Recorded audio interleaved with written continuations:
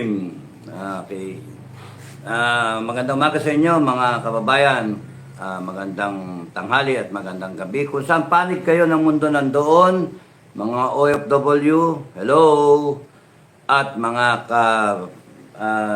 guerrilla forces, Filipino guerrilla forces, commanders at mga miyembro natin all over the country and mga ka-members natin at mga supporter all over the world, mga Pilipino. Magandang umaga sa inyo lahat. God bless po sa inyong lahat. Nadinig nyo ako kagabi? Nadinig nyo? Daming picture taking eh. Daming picture taking. Kaya nga, wala nang pawis-pawis mga tao. No? Dikit-dikit kami. Sarap nga ng pakiramdam kasi yung feeling mo na, wow, we are being part of history. Kami ay nagiging bahagi. Kabahagi rin kayo mga kababayan. Kabahagi kayo ng history. Kasi nakasuporta kayo Tapos we are all taking part of history. Even yung sila Bongbong Marcos, Lisa Araneta, Tamba, congressmen, senators, no? Armed Forces, PNP. We are all part of history now. History in the making. And ang pinaka major player ay siyempre yung mga politiko natin. Pero ang pinakabida dyan, taong bayan. Taong bayan. Na-explain ko kagabi na napansin ko kasi ang mga tao, parang takot na takot ang tao. Parang, parang, tapos asang-asa sa armed forces. Pinag-usapan namin, wag kayong aasa sa armed forces. Kasi yung armed forces, ang stand ng armed forces, we are apolitical. Ibig sabihin, hindi kami papanig kanino man.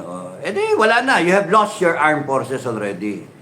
Because the armed forces, sorry sa inyo, I'm sorry ba, ganyan ba yung armed forces na iniwanan ko? O iniwanan ni Commander Bukay?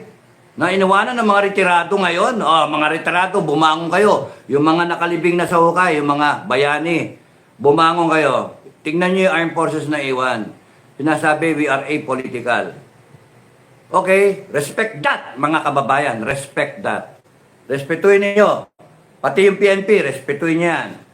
But by being apolitical, ano ibig sabihin ninyo? Hindi kayo papanig sa kahit kaninong politiko, kaninong partido. Hindi kayo papanig sa Bongbong Marcos o sa Sara Duterte o sa mga Duterte na awayan at di kayo makikialam. Saan kayo nakapanig? Sa taong bayan ba o sa sarili ninyo? Tanong lang. Saan kayo nakapanig? Kasi ang alam ko, the last time that I checked, and that was a long time ago, ang armed forces, napakahirap ng trabaho Ikaw na nga yung dinedepensahan. I'll get back to that. Ikaw na nga yung dinedepensahan, tapos kayo pagalit. Putya na, no? Parang gano'n ang salita, no? Teka muna, doon naman tayo sa apolitical. Gusto ko ituwid lahat Kasi may mali yung pagiging apolitical, ang ibig sabihin doon dapat na sa mga pinuno ng armed forces at sa inyong mga younger officers at saka mga sundalo. Hindi dapat tayo makisawsaw sa mga hidwaan ng politika. Tama yun, tama. Pero may hangganan yun. May hangganan yun. Pagka ang sitwasyon dumating na sa kinabukasan ng bansa, pagka yung sitwasyon dumating na sa pag-intindi ng tama o mali, kinakailangan meron kang pipiliin. Saan ka? Sa tama o sa mali? Kasi pag kayo pagka nasa gitna ka, ibig sabihin, mananalo yung mali. Kasi wala kang ginagawa. Yun yung tinatawag neutralized na kayo. Neutralized. Kasi ang puwersa ng Sandatahang Lakas at ng PNP, dapat nakapanig kayo sa taong bayan. Nakapanig kayo sa konstitusyon. Pero dahil sa sinasabi nyo na hindi kami papanig sa mga politikong nagbabanggaan, okay lang yun, sabihin nyo. Pero may hangganan yon. Isipin nyo, may hangganan. The moment na na-endanger ang kinabukasan ng isang bansa, kinakailangan mamili kayo. Saan kayo pipili? No choice kayo. Doon kayo sa tama. Doon kayo sa tuwid na paraan. Sa tuwid na daan, ika nga ni sino yung nagsabing presidente no? Si Pinoy. No? Si Noynoying. Doon kayo sa tuwid na daan. Kaya, ano itong nangyayari ngayon? When you say you will defend the government, you have chosen already a side. You will defend the government. And part of that government is a president na kinu-question sa paggamit ng droga. By that alone, you have chosen a side at nagiging political na kayo. Because you're trying to maintain a government, a president who is now being questioned by the Republic of the Philippines. Peoples of the Philippines. Dalawa ang leader ngayon. Isang presidente, isang vice president. Isang Marcos, isang Duterte. When the president has gone out of his Malacanang and started to make binibira na ang vice president, kino-question na niya yung mandate ng 32 million. Ikaw 31 million ka lang, nabawasan pa. Di ba kagabi sinasabi ko, 30,999,998 kasake. Ako rin eh. Si Metran, 97. O yung iba pa, 30 kami. Minus 30 na kagad yun. Mga leader yon. O paano yung iba? 7 milyon kami eh. Well, kalahati niyan, may pro Marcos, kalahati niyan, pro Duterte. O, di kalahati na lang. Sige, 2 million na lang. O, di 31 minus 2. O, di 29 million na lang. Ito, ganun pa rin, 32 million pa rin si Sara. Ano ba yan? Ano, magbibilangan na lang tayo maghapon? Sige, kayo na lang magbilangan. Ang pinag-uusapan dito, kinabukasan ng bansa natin. Hindi nyo ba nararamdaman yung droga? Gumagapang na. Hindi nyo ba nararamdaman na may mga kidnapping na? Hindi nyo ba nararamdaman na grabe na yung nakawan? When you protect this government of corrupt officials, you have taken a side. You are being political. Hindi nyo na kinakampihan yung taong bayan and you have lost your mandate. Yung baga sa ano? Ano yun? Ganyan ba yung AFP? Hindi man lang makadesisyon. Bakit namin kayo sasabak sa gera? Hindi nga kayo makadesisyon kung kanino kayo eh. Ano ba yan? Ganyan ba yung professionalism? Sinasabi nyo, we are professionals. This is a professional institution. Yung iba dyan, babanatan pa ako. Babanatan ako. Titirahin, inciting. Ina nyo. Putang ina nyo. Gagamitin nyo yung constitution para patahimikin ako. Maggago kayo. Ay, nako, mga putang ina nyo talaga. Hayop kayo. Pag uwi ko kagabi, binira agad ako sa Facebook. Hindi daw ako retired. Putang ina nyo, hindi naman ako nagsabi na, nak ng puta, no. Retarded, sabi ko, retarded. Nak ng puta. Alam nyo ba ang laman ko sa inyo, mga general? Sorry doon sa mga mababait na general. Pero ito, real talk lang. Nakalabing-6 na taon ako sa Armed Forces. Nakalabing-6 na taon ako. 4 na taon na lang, optional na, no? Nung umalis ako, meron na akong time and grade major. Tina-type na yung promotion orders namin. Mayo to. Retroactive. Ibig sabihin, mabagal kami, hindi kami ganun ka-professional sa sistema namin. Type. Doon pa lang nagko-computerize. Tina-type na, retroactive, ang orders namin, promotion, March 11. Bakit March 11? Because that was the day that we graduated from PMA and we were commissioned as lieutenants. Therefore, yung time and grade namin lagi, yung 3, 4, 5, etc., doon nakabase sa March 11. Nag-resign ako, irrevocable. Kaya kayo na truth matters, no? Gusto niyong palabasin yung katotohanan, palabasin natin yung katotohanan. Yung nag-resign ako, irrevocable. Mayo, may record niyan, beyond contestation. may record niyan. Hanapin nyo, hindi nyo tinago, ako meron. Meron ako niyan. So, May ako nag-resign, irrevocable resignation. Diretso ako sa Chief of Staff. Siga ako sa Chief of Staff ako, sumaludo ko. No? Saludo ko ganyan. Sir, permission to submit my irrevocable resignation. Binasa niya ni General Enrile, that was in 1995. General Enrile was my commandant sa PMA. He was one of the officers who recommended me for Harvard School of Government, Masters in Public Administration, a long time ago, kasi kilala ko. Kilala niya ako. Ang ginawa nga niya, pinirmahan na lang niya. O, pirma, ikaw na bahala, fill in the blank. Sir, ayoko naman yan, sir. Alam ko naman. Pag ako yan, ilalagay ko, panay perfect yung score. Di, lagay mo, panay perfect. Sir, nakakaya yan, sir. Maganda, ikaw mag-rate sa akin. Yun yung nangyari sa amin. Pero hindi ako natuloy. That is another story. Hindi ako tumuloy sa Masters in Public Administration. Hindi ako natanggap kasi merong kasabay. Wow, sino kasabay ko? Dalawang slot. Ang kasabay ko was a Miriam Defensor Santiago, Butch Abad, who became the Budget Secretary, and a Colonel Reyes, who was senior than me. I was just captain sa order.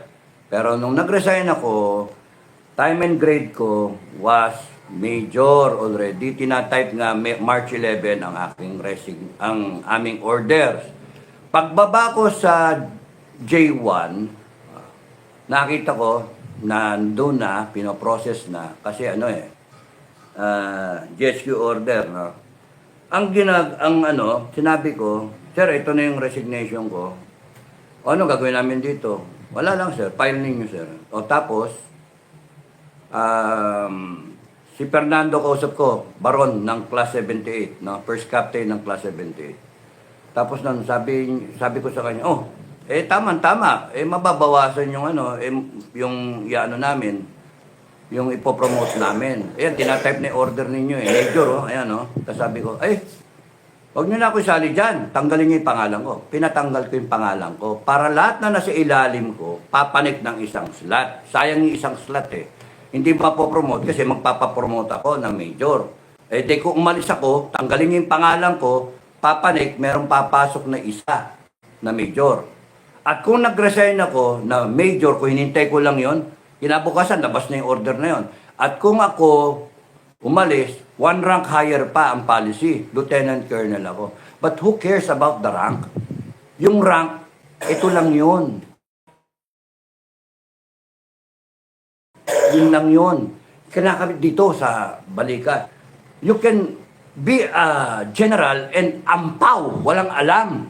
You can be a general na walang prinsipyo sa buhay. Walang karakter. Ang mas kailangan, kahit master sergeant lang ako, ay merong prinsipyo sa buhay. May karakter at may abilidad intindihin yung tama at mali. Balik tayo sa Armed Forces. Okay. Ang pagiging professional ng Armed Forces, bahala kayo sa buhay nyo. Hindi ko kayo, anong gagawin ko? Problemahin ko pa kayo, bawat isa sa inyo. Hindi na. Huwag kayong makialam na. Huwag na kayong makialam.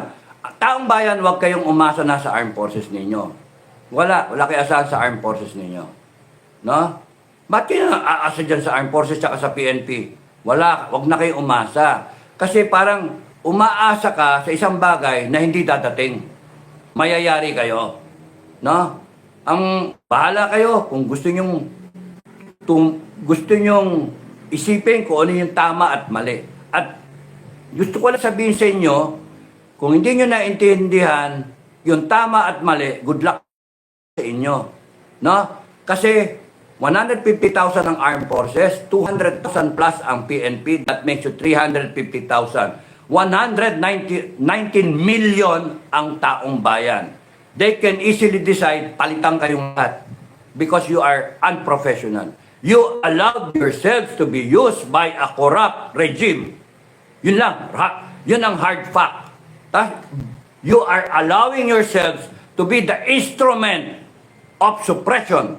by using the Constitution na sinumpaan ninyo na yun ang inaabla namin. The Constitution is being trampled upon. Kaya we are standing up kasi yung Constitution na binigyan namin ng buhay, sinalbahin na. Binastos na. Yun.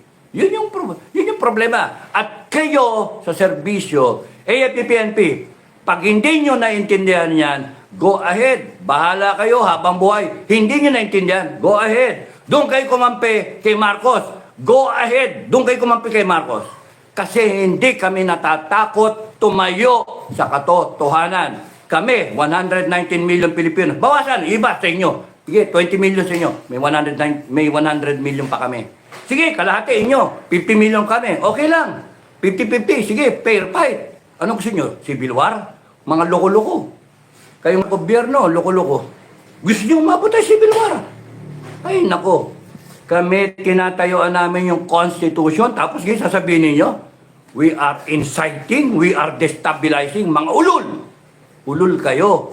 We are implementing the Constitution because kailan naging tama ang pagnanakaw? Kailan naging tama ang droga? Kailan naging tama yung katiwalian, yung abuso sa power? Na ang isang attorney na walang ginawang kasalanan, resource speaker, iko-contempt ng isang convicted. Putang inang yan. Na ang isang bossing niya, na isang leader lumalabas, binigyan nyo pa ng pagkakataon, mga tanga mga tanga talaga kayo, binigyan nyo ng pagkakataon ang isang Sara Duterte na tumayo na maging isang leader, pinakita nyo pa, binigyan nyo ng pagkakataon, mag-shine pa yung tao. Tanga kayo mga bopol. Kung kinuha nyo sana ako advisor advice ako, bossing, mali yan. Mga putangin ninyo, mali yan. Tangina ninyo. Bibigyan nyo ng pagkakataon si Sara Duterte sumikat. Tatayo yan. Hindi nyo ba napapasa yun? Ang hihina ng kukote nyo. Hindi nyo ba nakikita? Tatayo yan. Kasi tignan nyo yung karakter. Tignan nyo. No? Pa-selfie yan. Tahimik yan. Pero tignan nyo, nagtatrabaho naman yan para sa bayan presidente. Putangina. Kailan ka ba nakita na dumamay sa tao sa helicopter ka? Is that the best that you can do? Nakita na nandun ka sa gilid ng baha, ayaw mo man lang lumusong. Ang natatakot kang basain yung sarili mo, yung itlog mo mababasa. Hindi naman abot doon yung baha, hanggang tuhod lang. Hindi nga hanggang ano lang hanggang ano lang ni yung baha. Tapos ayaw mo lumusong. Yung kabila ng mga tao, isa na lang tawid, nandoon ka na sa tao, yakapin mo. Putang ina ka. Anong klaseng leader ka? Pamantalang ang isang Sara na nakita ng taong bayan, yun yung problema, nakikita ng taong bayan at naipaghahambing. Kasalanan ba ng taong bayan yun na paghambingin kayo? Isang presidente, isang vice president? Hindi kasalanan. Kaya, ano to? Tapos sasabihin, tarantado tong si Sara. Sasabihin, magnanakaw tong si Sara. Gago! Tanga! Kasi nakikita ng taong bayan, sino yung naninilbihan? Sino nandoon pagka may kalamidad? Si Sara. Nasaan kayo? Wala. Party is party time. Party. Nanonood ang Formula 1. Nasa ibang bansa. Kaya naggalit ang taong bayan Hindi nyo ba naintindihan yun? Sino ba nag-advise dyan? Tanga na nga. Wala pang advisor. Tanga rin. Ay, naku, mangyari sa gobyerno natin. Tanga. Tapos mahawa ang armed forces, magiging tanga rin. Isa virus, nakakahawa. Kumbaga na, pati PNP, nahawa na lahat, panay tanga. Pati doon sa Congress, saka nakakita. Yung Congress, ang paggagaling ng batas. Putangin ang mga bobo sa batas. Nantokwa. Anong bansa ito? Anong bansa? Pilipinas. Kaya nga, kung hindi nyo naintindihan, at salita-salita pa kayo, AFP-PNP, wag na kayong makialam. Huwag kayong magpapagamit para ang taong bayan ay supilin because magagalit ang taong bayan. And you will have a revolution. I'm warning you. I'm trying to protect you. Kasi hindi nyo nararamdaman. hindi nyo nararamdaman ang pulso ng taong bayan. You are light years away from reality. Yan ang problema ninyo. Masyado kayong nasarapan sa kinakain nyo.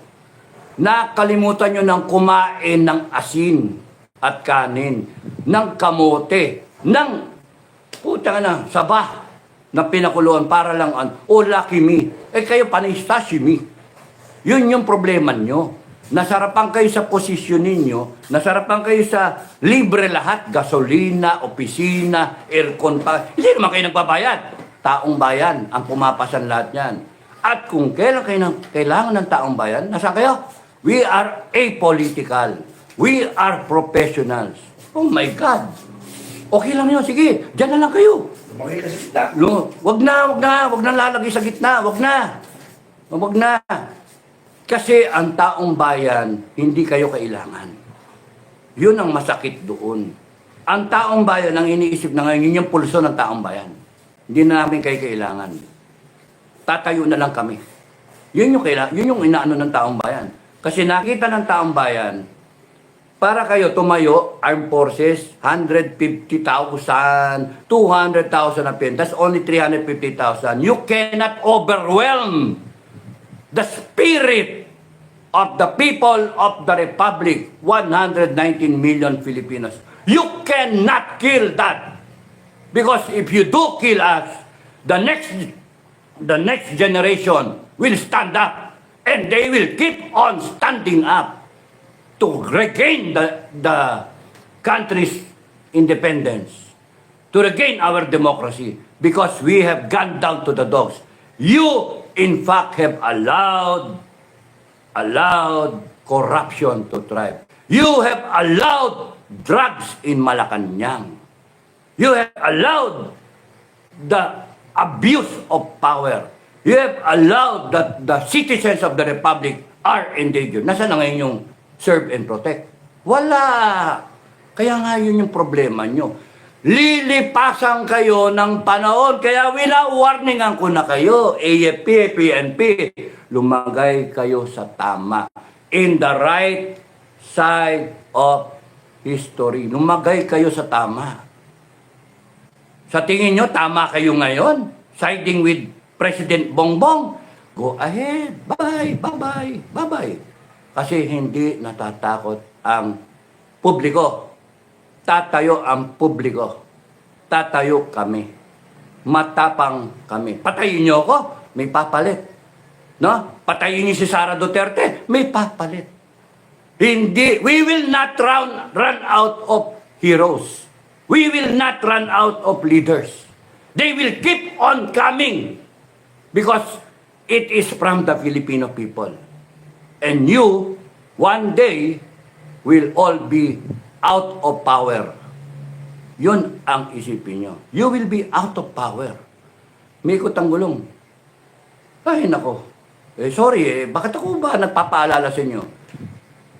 Ang aking, wag sana tayo umabot sa French type na revolution o cultural type na revolution ng China because wala ang atrasan yun. Sinong gumawa? Babanatan nyo, destabilizer pa yung taong bayan, destabilizer kami. Hindi kami destabilizer, mga ina nyo, putang ina nyo talaga. Mga bopol kayo. Nagpapagamit kayo eh. Destabilizer, paano naging destabilizer? Yung fire na protektahan mo yung bansa sa maling gawa. Eh kayo, ano bang ginagawa ninyo? Are you trying to become heroes for the country? Or are you being an instrument ng mga katiwalian nitong mga walang yan na to na nasa poder? Don't you see na ginagamit kayo para to maintain themselves in power, para ipagtakpan yung kasakiman nila? Tanungin nyo sa kanila, mga opisyal, general down the line, tanungin nyo, sir, ano ginawa nyo doon sa ginto? Yung benta, nagbenta kayo ng ginto eh. Magkano? 29 billion? Sir, pwede ba malaman? Sir, bibriefing kayo. Sige, briefing kayo hanggang gusto nyo. Pag-usapan ninyo kung paano nyo titirahin yung EDSA. kung paano nyo i-disperse yung taong bayan. Matapos lahat ng plano, question, sir, sir, paano? Magkano ba? Ano nangyari doon sa ginto? Nagbenta ba totoo na yung ginto? Hindi, gusto ko talang tanongin. Kasi ako, papatayin ko lahat yung sa EDSA. Papatayin ko lahat yan. Uupakan ko lahat yung nasa EDSA na yan. Gagawin ko, I will follow you. Sir, I will follow you. I will follow you. Hanggang sa kamatayan ko, I will follow you. I will protect you. Pero, question, sir, pwede ba malaman anong ginawa dyan sa ginto na yan? Bakit nagbenta sir ng ginto? Kinakailangan ba magbenta ng ginto? Bakit? Di ba may pera naman? Nasaan yung pera? Di ba may budget? Ba't kailangan magbenta ng ginto? Sir, ano ginawa doon sa pera? 129 billion may pinagbentahan yan. Meron pa bang balak magbenta ng ginto? Meron pa ba? Gusto ko lang malaman, sir. Ano nangyari, sir, doon sa flood control project? 1.4 billion a day. Sir, bakit ganun, sir? 1.4 billion, ginasto, sabi ng presidente, SONA. Eh bakit ngayon binibira niyo si Sara Duterte, 125 million? Eh bakit ganun? Napaka-importante sa inyo yung bawat kusing na ginagastos sa kaban ng taong bayan, 125 million, OBP, confidential fund, investiga dito, kaliwa kanan. Panay kayo contempt. Pati yung nananahimik na tao, love you, Sai, love you, Miss Laika, love you. Huwag kang iiyak. Huwag kang iiyak, huwag kang magpa-stress. Kakampi mo kami. Kakampi mo ako. Kakampi mo ang taong bayan, kakampi mo ang FGF.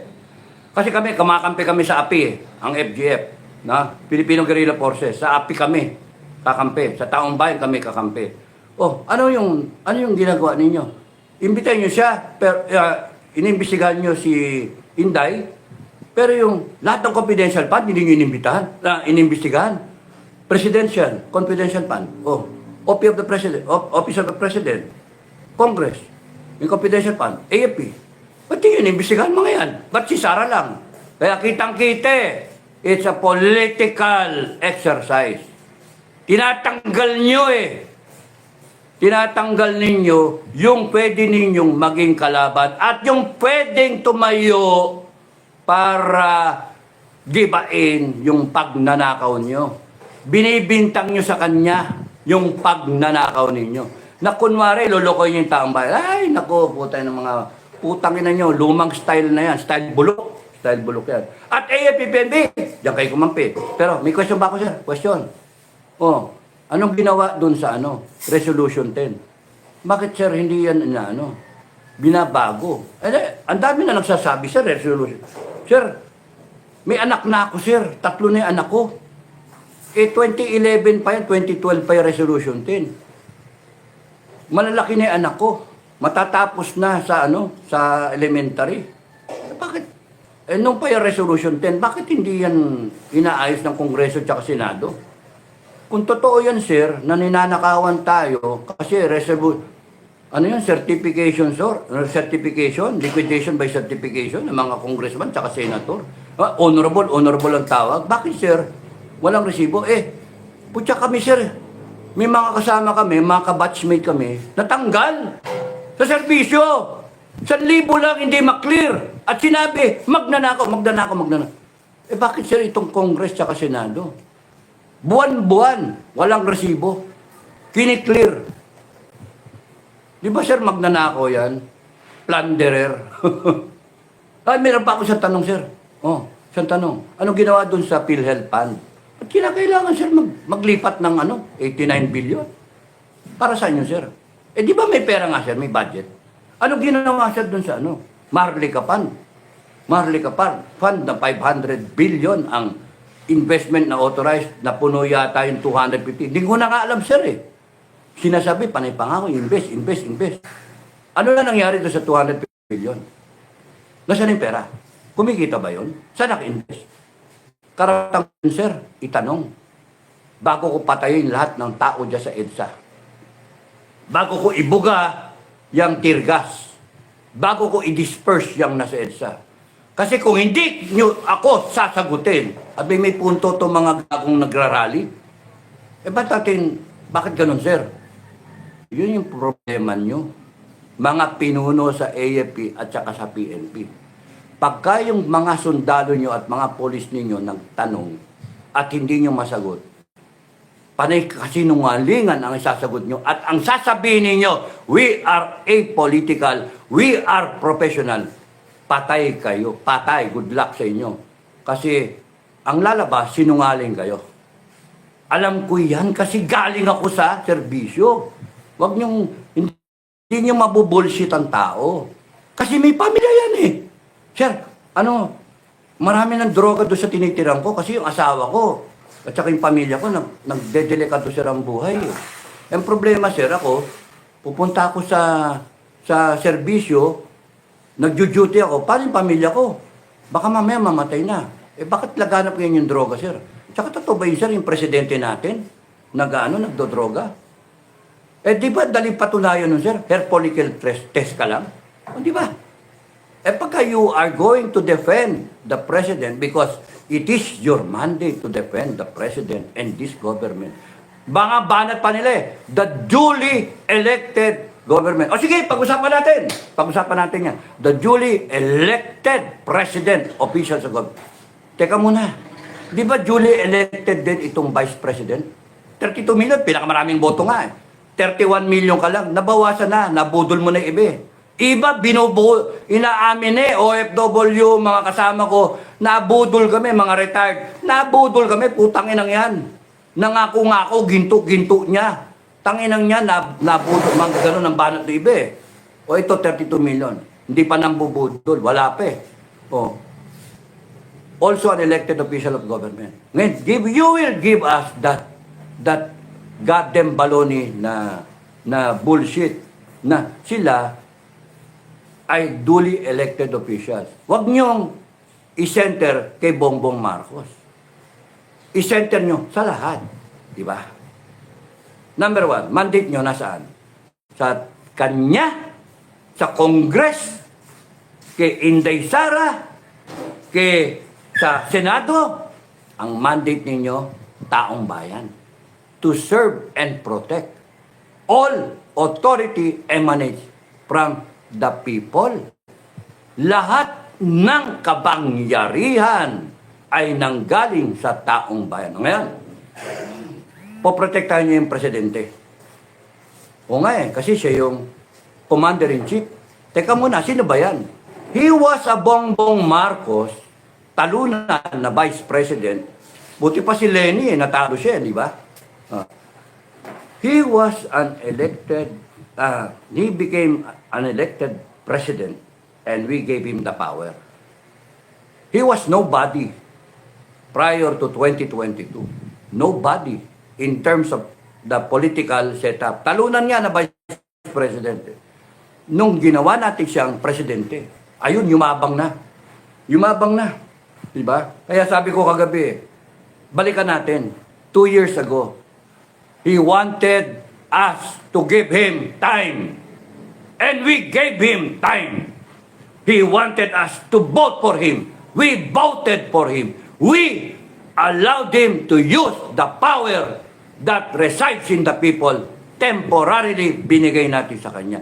At pwede nating bawiin yan sa kanya. Anytime. Anytime. Kaya one time, big time. Pwede nating bawiin yan sa kanya. At kayo, Armed Forces tsaka PNP, gusto nyo protektahan yan. Go ahead! Go ahead! Wala kaming paki. Wala kaming paki. Gusto nyo lahat kayo, doon kayo sa Malacanang, tumayo kayo with all your ratatatat, yung mga tangke, iparada nyo helicopter gas. I don't care! We don't care. We don't care.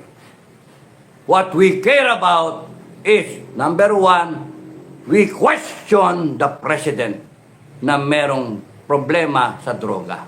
We want a hair follicle drug test. We want it so badly because we feel na totoo.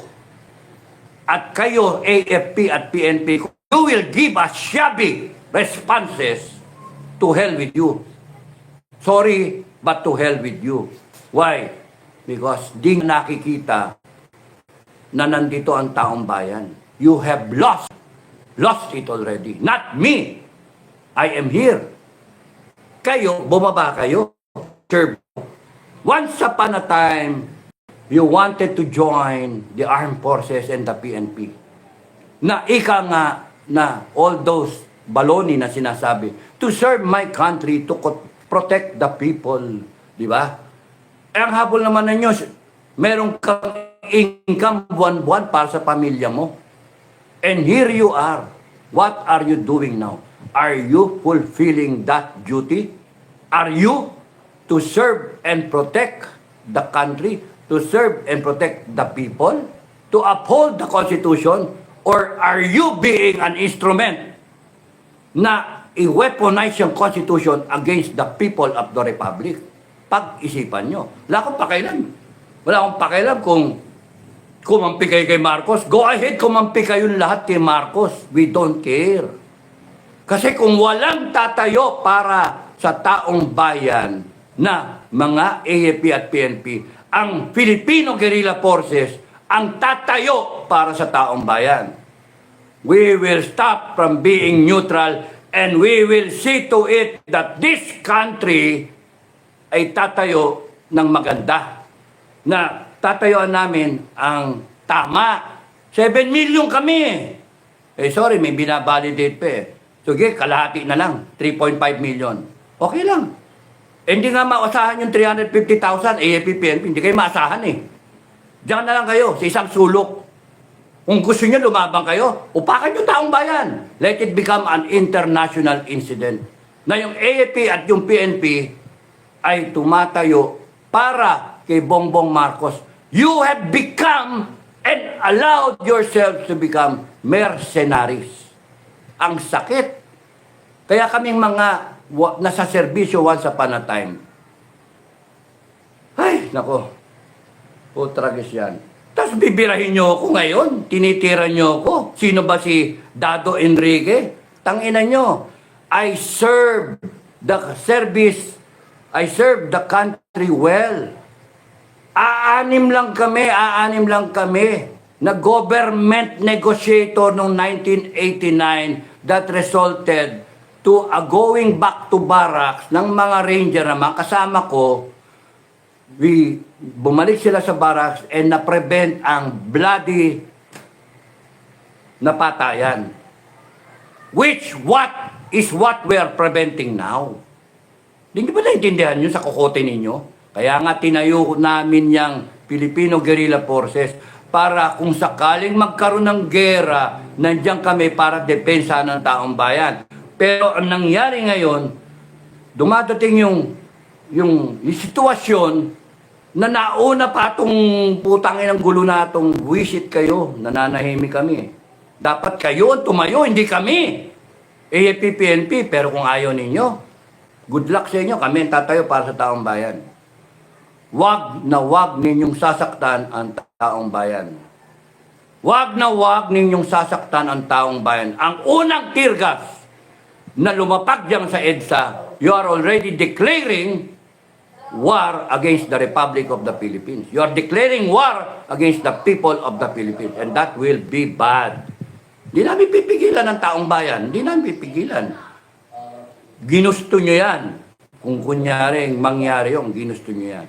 Kung if you allow na itong mga putang inang mga politiko na to ay gamitin ang batas para ipagtakpan yung ginagawa nilang pangungulimbat sa taong bayan. Putang ina, mag-isip kayo. Ginagamit yung batas, weaponizing the Constitution to suppress the people, to hide the truth. And then they're using trolls and bloggers paid to destroy Sara Duterte, the bloggers. Pucha, kami, go ahead, good luck sa inyo. Maglabo-labo na yan. Sa tingin nyo, mapipigil nyo yung taong bayan? No. Tatakutin yung taong bayan? No. Because the people will rise up. Ay, nako, ang bopol ninyo, the people will rise up. And that is bad. That is bad because the people, they're fed up actually. Hindi nyo nare-read yun? They're fed up. Simple lang ang gusto ng taong bayan. No? Yung OFW natin, kaya trabaho sa abroad. Kasi better pasture eh. Wala kang opportunity dito sa bansa para lumago. Gusto lang nila magandang Pilipinas. Tapos napabalitaan nila, walang kwenta, wala. Anong nangyayari sa atin ngayon? Tapos nakikita nila, ganyan, patay. Oh, tapos uwi sila, pamilya nila, droga, addict, yung anak nila, na-rape. Oh, yung mga lalaki, yung misis nila, nabanatan ng kusino. Oh, na-rape nga. Oh, paano? Di ba ang sakit? Putang ina nyo. You just serve the government. You just serve the people. Yun lang, hindi nyo magawa. Ang ginagawa nyo, ninanakawan nyo pa. Tapos nang babalik rin nyo. Kaya, question sir, ano ito? Ano sagutin nyo ako sir. Susunod ako sa inyo sir. Hanggang langit, hanggang impyerno, susunod ako sa inyo. Sa inyo sir. Pero, bakit ko titirgasin yung tao? Bakit ko titirgasin yan?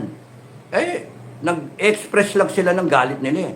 Di ba tama sir yung mag-demand tayo ng hair follicle drug test kay Bongbong? Ba't di niya sinasagot yun?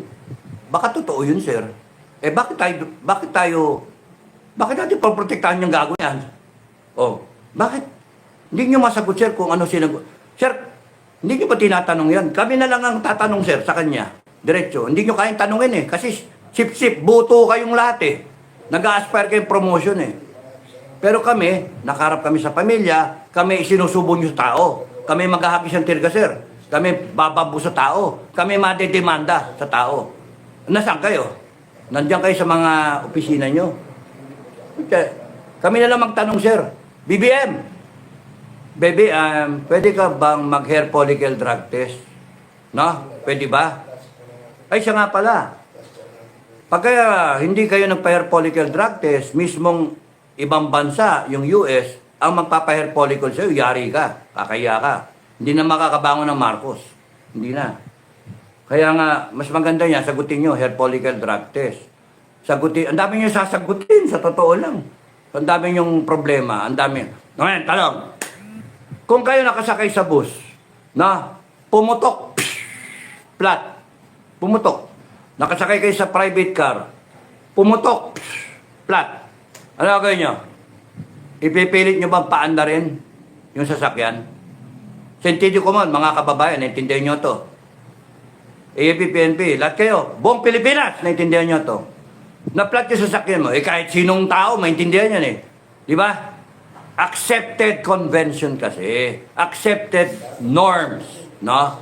Because of technology and everything, because of what it really is. Kaya nga na-invento ang spare tire. Palitan mo ng spare tire. Because we have a system, pagkapalpak ang presidente, na-flat eh, pumutok eh. Ang daming problema. Palitan mo. Yun, nandun na yung tao ngayon eh. Nandun na yung tao. Gusto nilang palitan. Ayaw mong sagutin, palitan ka. Yun yung tama. Okay, isa pa, maintindihan nyo. Nagtatrabaho ka sa kumpanya. Let's say, janitor ka, clerk ka, bisor ka, manager, line manager, vice president, whatever. Na-chismis. Yung presidente ng kumpanya, binibira, sorry, ginaganon. Anong oras na? No, tinatanong ng presidente, yung sekretary niya, na kaibigan no, anong oras na? Nakita nung sekretary, gumaganon, sabi ng presidente, anong oras na? Sumama yung sekretary, na-chismis ngayon sa buong kumpanya. Nalaman ng board of directors. Anong tingin niyo dito sa kumpanya? Motel? Ha? Kayo, mga Pilipino, anong gagawin dapat doon? Sabi ng board, explain mo yan. Mag-explain siya. Kung simple kayong empleyado, tanggal ka. No? Okay. Anong gagawin, kunyari? Pagka nalaman na chismis sa kumpanya, may isang nagnakaw. Okay, presidente nagnakaw. Anong gagawin? Sabi ng board, explain. Kasi pagka di mo ma-explain at napatunayan nagnakaw ka, tanggal ka, palitan ka. Anong gagawin? Pagka yung presidente sinabi, sumisinghot ng droga, tanggal. Alam natin yun eh. Ano ngayon itong ginagawa na mga putang inon to? Anong ginagawa? And yung AFP at PNP ginagamit para isuppress ang taong bayan. Wow, ang galing naman. Ang galing. Sino nagsuswerte sa PNP? Wow, taong bayan. O bakit yung gagamitin yung AFP at PNP? Para pukpukin kami? Para pukulin? Para arestuhin? Putangin nyo. ang taong bayan ang nandito. Kaya hindi kami natatakot sa inyo. Hindi. Saktan nyo kami. Lalo kaming tatapang. Bonifacio Day bukas. Bonifacio Day. Ano? Gusto nyo maglabasan kami ng itak? Gusto nyo? O, tiyan na. Wala magdadala ng gamit. Wala magdadala. We want to resolve this peacefully. But if the armed forces and the PNP will allow themselves to be used against us, then we will rise up fully armed. Yon ang problema nyo. Mindanao. Ha? Mindanao. Yung, alam nyo ba, kami sa FGF, pinipigil namin yung mga tao namin. Kasi ang problema namin, ang daming factions, no? We have so many people armed. Ilan ba registered firearms sa Pilipinas? PNP, aber, 4 million. Ilan yung those firearms? Mga 500 to 1 million taon. 500,000 to 1 million o 5 million. Kaya pwede ba na yung 2 million hawak namin ng Filipino Guerrilla Forces, lahat ng members and affiliated groups sa Filipino Guerrilla Forces na nagsasabi, sir, yung mga tao galit na, sir. Gusto na ng revolusyon. Putang na. Ano ba revolusyon? Teka muna. Anong revolusyon pinagsasabi nyo? Why? Because we believe in the Constitution. We believe in our laws. We believe in peaceful transition. Palitan lang ng spare tire ang usapan dito. Anong revolusyon? Pero sinusupress namin. Kasi ang Mindanao, kakalas na sa bansa natin. AAP, alam niyo yun? PNP, alam niyo yun? Ha? Kakalas na eh. Gusto nila, kung ayaw niyang putang inang Luzon na yan, kami na lang. Eh, puta ragis, delikado to Delikado to. Bakit tayo mabot sa ganyan? Kasi nga, sobrang abuso.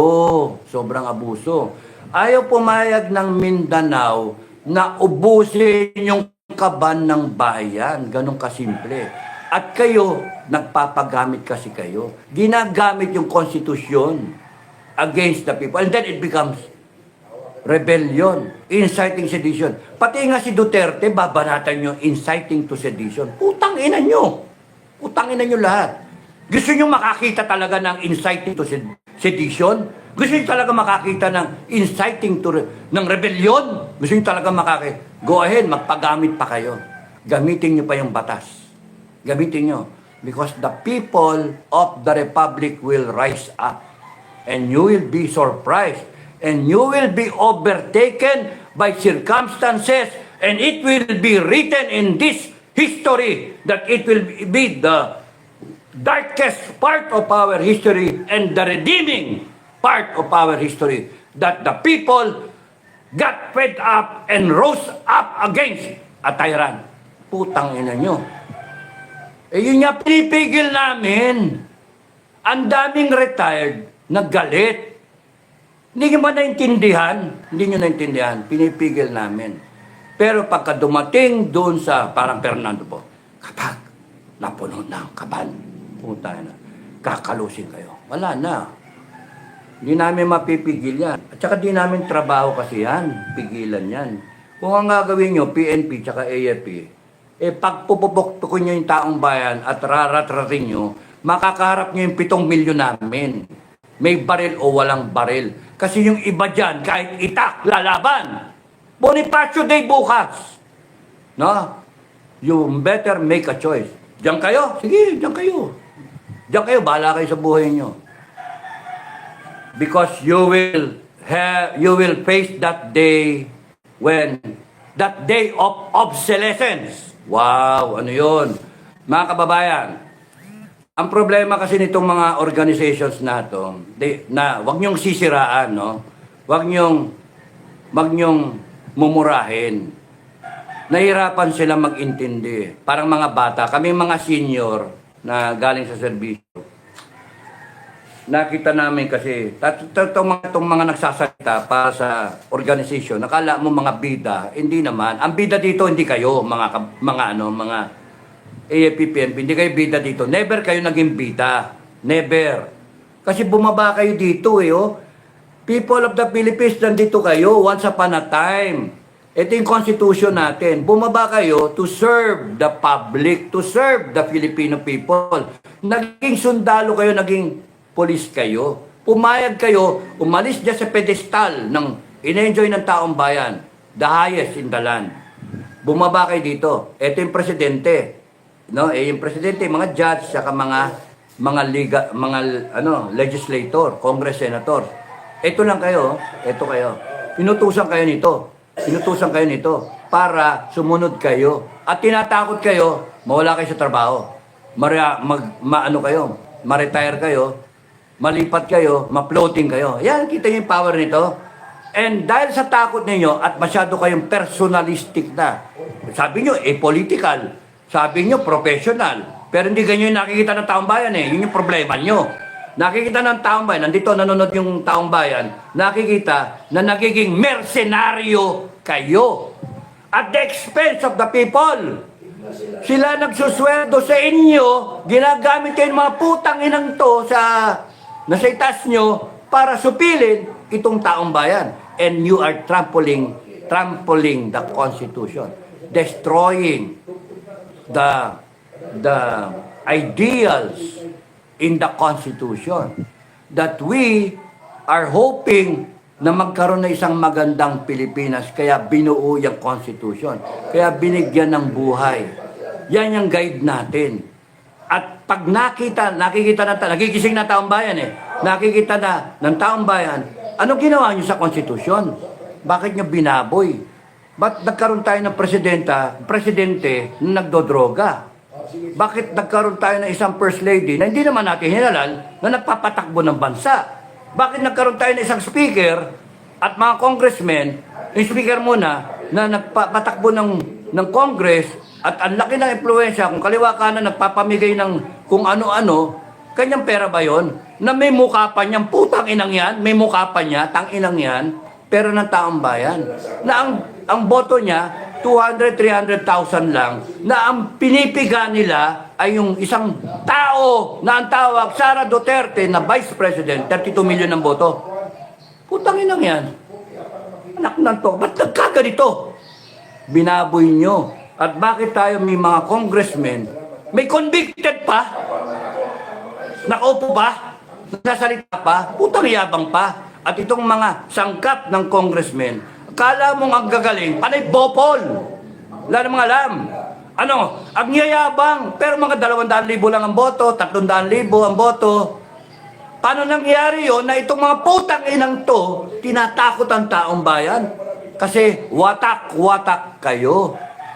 Kasi hindi nyo alam yung inyong kapangyarihan. 4 lang. Isa, walang pakialam. Isa, hindi alam. No? Yung isa, takot.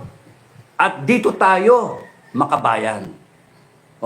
Kailangan ito, ang kalaban nito natin lahat ay isa lang. Alam, pero walang pakialam. Alam niya na mali.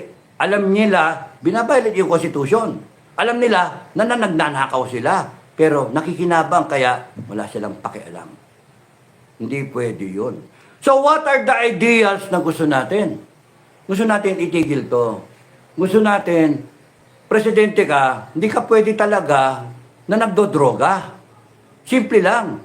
Patunayan mo na hindi ka nagdodroga. Once upon a time, wala ka kapangyarihan, binigyan ka namin kapangyarihan, tapos ngayon, putang ina ka, isnapin mo kami, tang ina mo. Hiningi mo yung atensyon namin eh. Tapos ngayon, bigay mo yung atensyon sa amin. Tapos i-disperse nyo yung tao, tanginan nyo. Ang unang-unang itirgas ninyo dyan. Sinasabi ko sa inyo, you will have a revolution in your hands. And you cannot stop the people. Pinipigil namin, hindi namin kaya. Sinasabi na namin, at maling-mali ang gamitan ninyo ng tear gas. Maling-mali yung pinakita nyo sa KOJC. Pogbambin nyo. Kaya General Torre, maling-mali yung iniisip ninyo. Maling-mali. Because you cannot stop the wave of new Bonifacios coming down your way. knocking at your door. You cannot stop the new breed of Filipinos, the new Bonifacios. You cannot. Eh, bukas araw ni Bonifacio. Hindi nyo ba naintindihan? Hindi nyo naintindihan. Pagka yan, lumabas ng bahay at may mga itak, anong gagawin nyo? Raratratin nyo? And in the guise of protecting the state? Eh, on record din, nagnanakaw kayo eh. On record yon, your honor. O, ang daming ebidensya. Hindi nyo tinidinig, hindi nyo in-explain. Ibig sabihin, nagnanakaw talaga kayo. Nagdodroga, ayaw magpa-political drug test. Ibig sabihin, nagdodroga, baka dinadamayan nyo pa eh. O, tapos sasabihin nyo, hindi, lumaban eh, nanlaban. O, gaano kayo kaiba doon sa sinasabi nila ngayon, EJK, tanginan nyo. And gusto nyo ubusin nyo 119 million Filipinos. We don't care. We don't care. Tataas kami. Tatayo kami. That's what we care. Yung future generations ng Filipinos. We are part of history. We are all part of it. Whether you are in the right side, the left side of history, or the right side, the wrong side, the right side of history. Kami, we know we are in the right side of history. We know that we are blessed by God Almighty. Kakampi namin. Kaya nothing will happen to us. Kayong mga demonyo ang pipitikin ng taong bayan. Pitik lang. No? That's the message. One time, big time. So maraming salamat sa inyo mga kababayan. Mga mamaya, wala na akong boses. Hindi ko naman babasa ito ha. Maraming salamat sa nagpakulay. Mga gagon to. Kahit kalkalin nyo ang aparador, kalkalin nyo lahat ng wala kayong makikitang baho sa akin. Kasi naliligo ako. Ngayon lang ako di naligo. Then, maliligo ako. Promise. Kasi makipaghalikan ako mamaya. Dami eh. Hindi mo maiwasan makipagyakap at makipaghalikan doon sa mga tao. Dapat makakaya rin. So, nagulat ako kahapon at maraming salamat sa inyong mga kababayan na ako'y tinatanggap nyo, pati si Commander Metran, Colonel Metran at aming mga pinuno, sila General Simoy, si Commander Satparam at yung mga iba pa natin, si Colonel Yu at yung ibang di nakarating pero nanonood at dumadamay sila. Buong samahan ng Filipino Guerrilla Forces na tinatawanan ninyo. Tinatawanan ninyo. Pinalakpas lang namin yon. Ay, sabi ko na lang sa kanila, mga pare ko, ano na lang palakpasin natin. Putang ina kailangan tayo ng taong bayan Palakpasin na natin. Sabi nyo, neutral tayo. Sabi nyo, neutral tayo. Talagang neutral tayo. Putang ina, pakialam natin sa mga putang ina, nagpatay, magpatay sila. Pakialam natin dyan. Pero, neutral tayo. Kaya nga lang, yung taong bayan, doon tayo. Doon tayo sa tama. Ngayon, tanong, tama ba yun na nagdodroga ang presidente? Patunayan, di ba? Allegation. Pero wag niyo sasabihin yung burden of proof na sa taong bayan. No. We are up here, the sovereign Filipino people, and we demand an explanation. We demand a hair follicle drug test. Gano'ng kahirap intindihan yan? Kasi once upon a time, isipin mo, Bongbong Marcos, wala ka. Zero. Wala kang power. Binigyan ka namin ng power. Nilukluk ka namin dyan. At ikaw naging commander-in-chief, binigyan ka namin ng authority. PNP makinig kayo. Binigyan namin ng authority itong loko na to na isang manggagancho, isang scammer. In-scam ang Pilipino. No? May ginto-ginto pa. In-scam niya ang taong bayan. Tapos ngayon, nagdodroga siya. Iniiwasan niya yung hair follicle drug test. At ginagamit yung kanyang pagiging presidente at commander-in-chief para lokohin kayo. At utusan kayo ngayon na itigil nyo yan. Putang yan mga yan. Nagrarally na yan. Mga nuisance yan. Kaya nga, isang araw to. Isang isang bagsak. One time, big time. 29:30. Tapusin natin ito. Kasi, kung hindi kayo tatayo sa inyong mga karapatan, mga kababayan, tama na, magdroga na lang tayo. Magnakawan na lang tayo, wala na. Mag-ayuda-ayuda na lang tayo. Oh, yan ang gusto niyang bansa eh. Ayun tumayo. Bahala kayo sa buhay niyo. Bumagsak. Bumagsak ang Pilipinas. Ngayon, kung may tatayo sa inyo at susupiling kayo, kami ang kasama nyo. Filipino Guerrilla Forces ang kasama nyo. Sorry, wala tayong magagawa eh. Gusto nyo ng patayan eh. O, di sige, magpatayan tayo. Matira, matibay. Matitira dyan ang taong bayan. Matibay ang taong bayan eh. Ngayon, I'm still confident that the armed forces and the PNP are going to side with the people of the Republic. I am still confident, kaya wag nyo silang siraan, wag nyo silang birahin, no? Kung meron mang ano yan, mga leader ang may problema, ganun yung ginawang style kasi nitong hinayupak na mga ano na to, manggagancho, mga buhaye. So, ang suggestion ko na lang sa inyo, AFP, wag na kayong makialam. Wag na kayong makialam. Hayaan nyo na yung taong bayan. Makita nyo yung dami ng taong bayan. Makita nyo. Huwag nyo susupilin, huwag nyo pipigilan. Hayaan nyo yung taong bayan. That they will come out, they will stand up, and they will put order in the house. Yung tatay, may problema. No? Durugista yung tatay. Yung nanay na lang ang patayuin. Na-flat tayo. Huwag puwersahin. Dito na lang tayo, spare tire. Ilagay natin, ikabit natin yung spare tire. Ganon kasimple. Madam President, Madam Inday, tayuan mo yung taong bayan. Tatayo kami. Tayuan mo. You find the courage to put your hand on the Bible and raise your right hand and be sworn in as the next President of the Republic. Tapusin natin to. Walang utang-utang na loob. Wala. Walang ano. Tapusin na lang natin to. Let's save this country from an impending civil war. Let's save this country from complete anarchy. No? Because the people are so fed up. They will rise up. And even you cannot stop it when it happens. You better stand up and stop everything. AFP, you know where your place is. So claim your part in history. Inday, lahat kayo, BBM, mga politiko, putang ina nyo mga politiko, yari kayo sa amin. Yari kayo. Oh, gusto nyo ng ano, ha? Yes or no? Ha? Ganon. Sige, bibigyan namin kayo ng yes or no. A dose of your own medicine. Nagnakaw ka ba?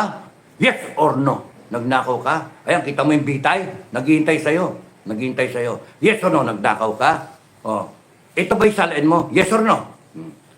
Ito ba yung assets mo, listahan? Oh. Yes or no? Oh. Eh, ba't hindi yun nagtugma? Putang ina ka, nagnakaw ka, yes or no? Patay, bitay kayo. Puta na, maawa kami sa inyo, tangina nyo. Hindi kayo naawa sa taong bayan. Good luck kayo. So, mga kababayan, one time, big time. Kasi panay rally-rally, nakakainis eh. Hindi na tayo umusad eh. Dali natin ang bansa natin sa isang posisyon na magagalak yung mga susunod na henerasyon ng Pilipino. Ipaglaban natin itong bansa natin. Ipaglaban natin yung karapatan natin. Hindi pwede yung mamamayagpag. Ang kalaban natin, matindi ha. Korap na politiko. No? Korap na politiko. Mga walang ya na mga oligarchs. Mga negosyante na walang sawa sa pag-api sa mga kababayan. Mga ano eh, sakim. No? Politiko, oligarchs. No? Mga kriminal, mapanay ang okay lang na maghirap ang taong bayan, okay lang walang food security, basta import tayo. Kumikita naman sila eh. Tapos nun, droga. Drug money, they're using drug money to sustain this government. Tapos nun, komunista. Matindi kalaban natin. Tapos yung presidente natin at yung asawa, nag-iisip na maging hari at reyna. Putang inang yan. Hari at reyna. Papayag kayo? Ano ba yan? Ano ba yan? Nung tumakbo yan, wala namang usapan na hari at reyna. Ang usapan, unity team. No, nasa na yung unity team? Ha? Gusto nyo ng unity team? Mag-unite kayo mga kababayan. Yun ang unity team. Okay, maraming salamat sa inyo. God bless everyone. Maraming salamat sa pakulay. Maraming salamat sa mga comment ninyo. Maraming salamat sa suporta. Walang mangyayari pagka nag-iisa ka. You draw strength from each other. You draw strength together, and no power on earth can stop a determined, a principled type of people na we call Filipinos if you're all united. No power on earth can stop the Filipino people because your power comes from God. We are guided by God. So, matako silang lahat sa atin. Maraming salamat. God bless. One time, big time. Bye-bye.